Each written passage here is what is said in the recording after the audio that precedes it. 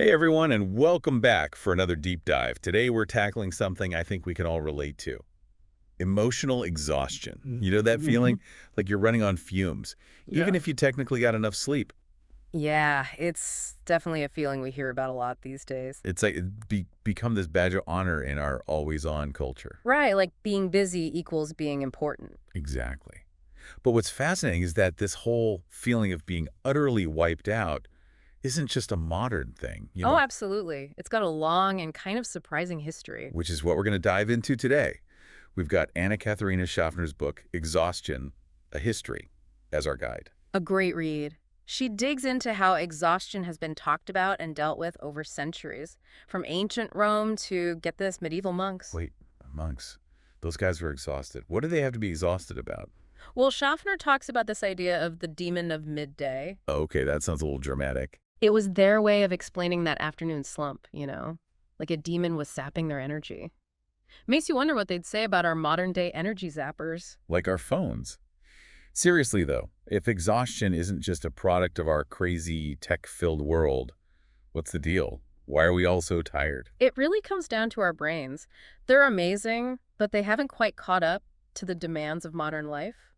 Our brains are still wired for a world that's way different from the one we live in. So you're saying our brains are, like, stuck in the Stone Age? In a way, yeah. Picture this. You're a cave person hanging out, and suddenly, bam, a saber-toothed tiger pops out. Yikes. Your brain flips the fight or flight switch, flooding your body with adrenaline and cortisol.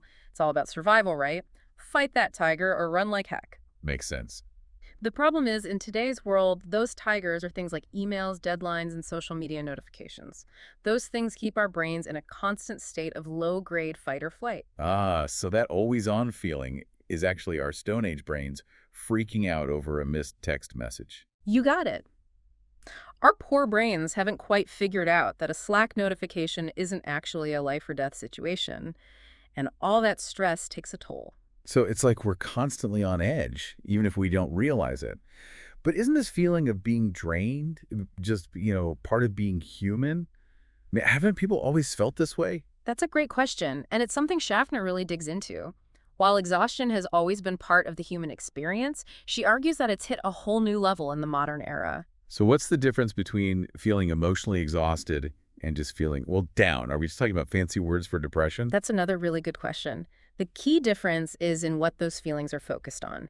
Emotional exhaustion is more about feeling depleted and negative towards specific things, like your job or the systems you're part of. It's not necessarily about feeling worthless or hopeless, which are more characteristic of depression. So I might love my family and friends, but still want to chuck my laptop out the window at the end of the workday. Exactly. You can be totally exhausted by a situation, but it doesn't mean you feel that way about everything in your life. Okay, that makes sense. Now, I know we've been hinting at the role of technology in all of this, but let's get real. How is our tech addiction contributing to this whole exhaustion epidemic? Well, if we zoom out a bit, technology, which was supposed to make life easier, has become a major culprit.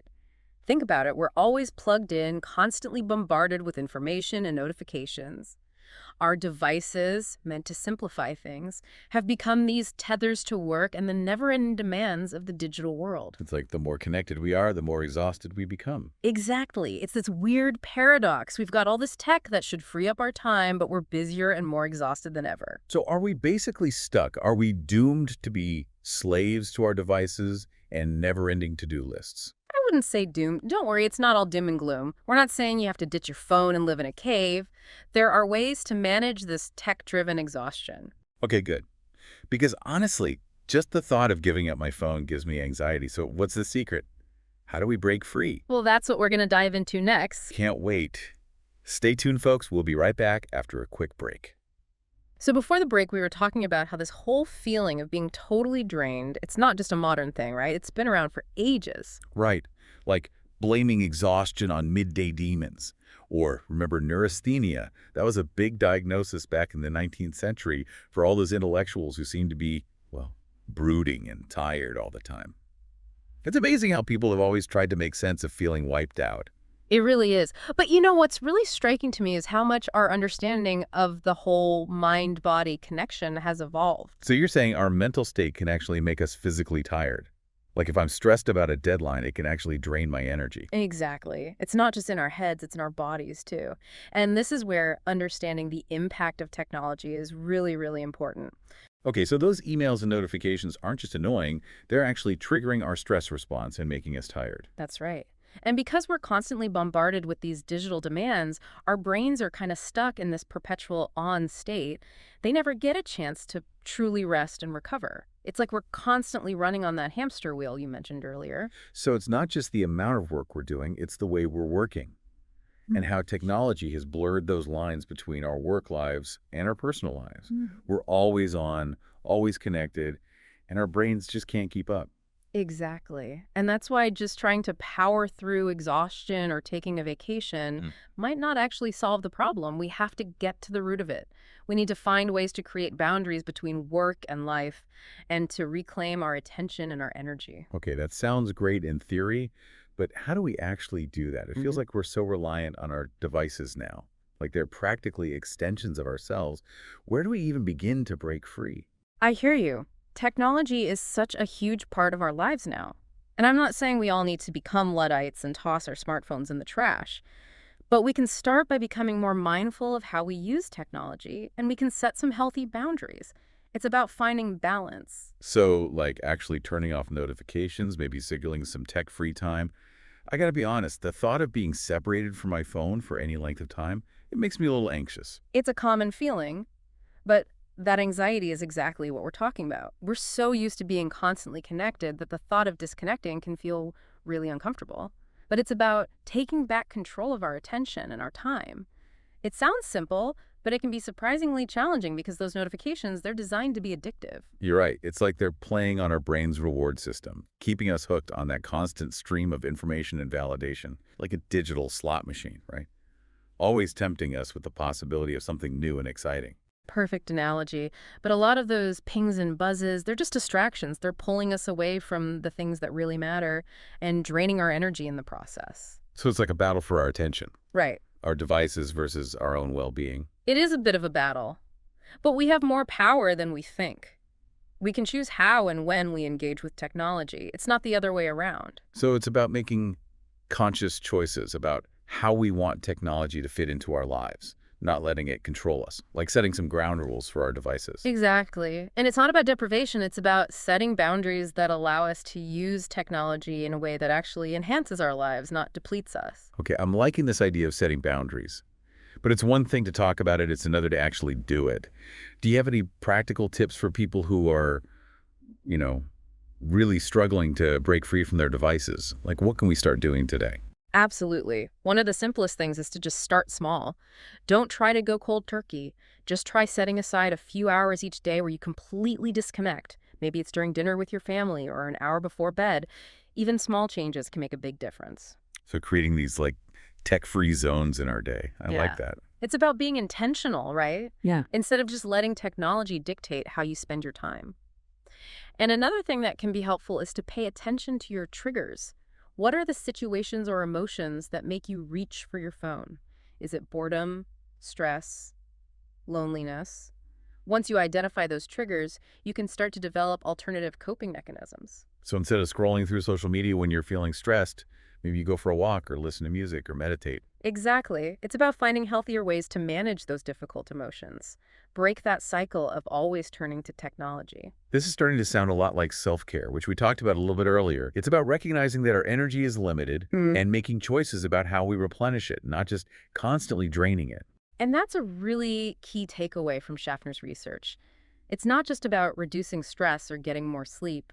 It's about understanding what truly energizes you and making those things a priority.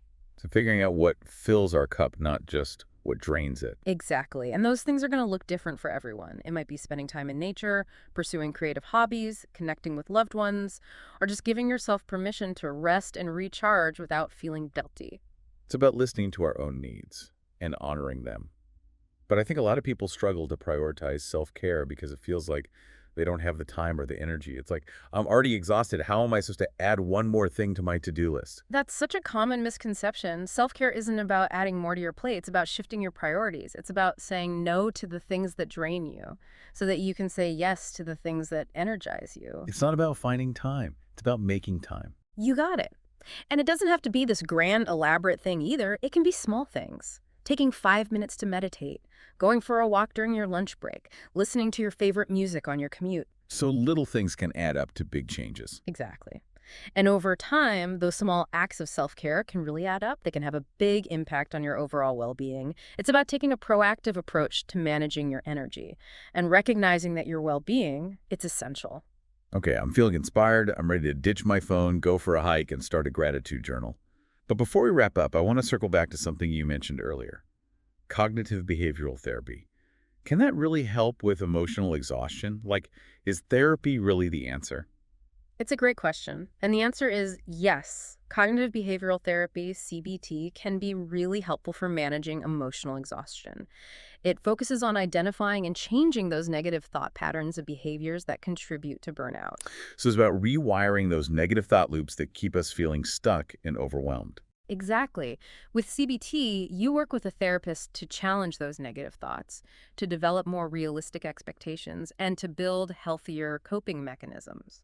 You're basically learning to manage your thoughts and emotions differently. So for example, if you're constantly feeling pressured to be perfect at work, CBT could help you reframe those thoughts and set more achievable goals. That's a great example. And it can also help you develop strategies for managing stress and setting those boundaries that we've been talking about.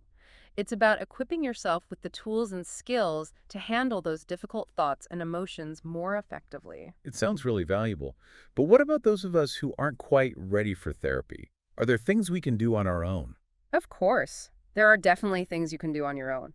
You can incorporate some of the principles of CBT into your daily life, like practicing mindfulness and challenging negative self-talk. It's about becoming aware of your thoughts and making a conscious effort to shift your focus towards the positive. This has been such an eye-opening conversation. We've covered so much ground, the history of exhaustion, the science behind it, the role of technology, and all those self-care strategies. We've really gone deep. And we've only just scratched the surface. But hopefully, this deep dive has given you some useful information and tools to start understanding and managing emotional exhaustion in your own life. I feel like I've learned so much. But before we send everyone off to start setting those tech boundaries and scheduling those self-care appointments, I have one last question for you. If you had to give one piece of advice to our listeners who are feeling overwhelmed and exhausted, what would it be? That's a big question. I think, honestly, it really depends on the person, you know? But if we take a step back, look at the bigger picture. I think exhaustion is telling us to check in with ourselves. Look at our priorities. How are we really spending our time and our energy? It's a chance to reconnect with what truly matters. Make choices that feel right, you know? Choices that are good for us. So it's not just about solving a problem, it's like an opportunity, a chance to grow and make some positive changes in our lives. Exactly. Exhaustion, it's a catalyst. It's not a failure. It's like a push to create a life that feels more authentic, more fulfilling, more sustainable, a life that's really in sync with who we are. I love that. Thinking of exhaustion as this like starting point. Yeah. But a lot of people, they get stuck figuring out what needs to change. They know they're exhausted, but then what? What's the next step? Right. It can definitely feel overwhelming. One thing that can be really helpful is to take your typical day and break it down. What are the activities that consistently zap your energy? Those are the things to focus on. Okay, so like making a list of those energy vampires like we talked about before, but then what do we do? How do we actually deal with those energy suckers? Well, once you've got that list, you can start brainstorming. How can you minimize their impact? Maybe block off time for focused work. Set some boundaries with your coworkers. Say no to things that aren't really your responsibility. Delegate tasks. It's all about being more intentional with how you're spending your time and energy. That makes sense. But it also sounds, I don't know, maybe a little scary. Like, what if people think I'm not a team player if I start setting boundaries? Or that I'm not committed to my work? I totally get that. It's a common fear. But it's important to remember, setting boundaries, it's not selfish.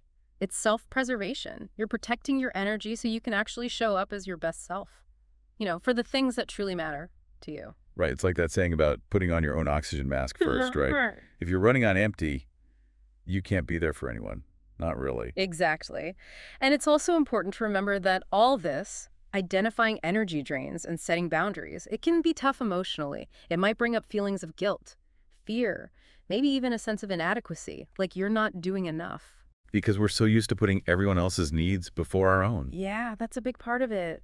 We feel like we have to constantly be giving and doing for others, but that's exactly why self-compassion is so important. Be kind to yourself through this process. It's okay to have limits. And celebrate those small victories along the way. It's a journey, right? It's not about being perfect, it's about progress. So we should beat ourselves up for feeling exhausted or for struggling to set those boundaries. It's about understanding, being encouraging to ourselves. Absolutely. Talk to yourself the way you would talk to a close friend, with kindness, with compassion. This all comes back to self-care, right? Which we've talked about a lot today. It's not just about like bubble baths and face masks.